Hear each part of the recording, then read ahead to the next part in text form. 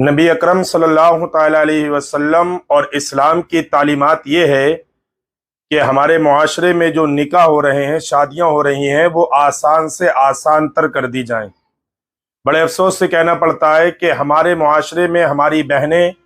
35-35, 40-40 साल की हो गई, लेकिन उनके निकाह सिर्फ इस वजह से नहीं हो रहे हैं कि सादा निकाह उनसे करने के लिए कोई तैयार नहीं है और उनके माँ बाप के पास इतना बैलेंस नहीं है कि वो आज के रिवाज के मुताबिक 20-30 लाख रुपए या 15 लाख रुपए खर्च करके अपनी बेटी को रुखसत कर सकें। यही वजह है कि अल्लाह के नबी सल्लल्लाहु अलैहि वसल्लम की हदीस का मफहूम है कि निकाह को इतना आसान कर दो कि जिना मुश्किल हो जाए।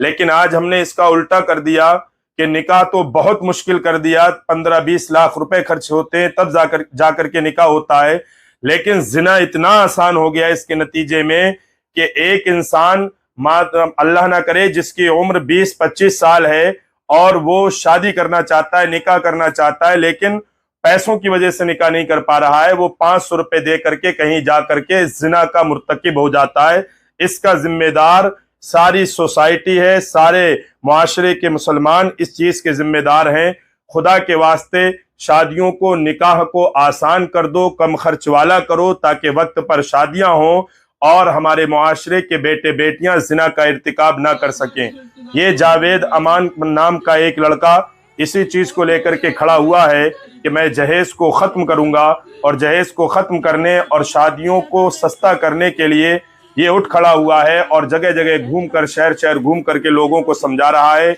कम से कम इस इंसान की हेल्प करो और इसके साथ खड़े होकर के अपने मुआशरे की तमाम बुराइयों, खासकर निकाह को आसान करने की कोशिश करो, ताकि हमारा मुआशरा जिना जैसे बहुत बदतरीन गुनाह से बच सके और महफूज रह सके।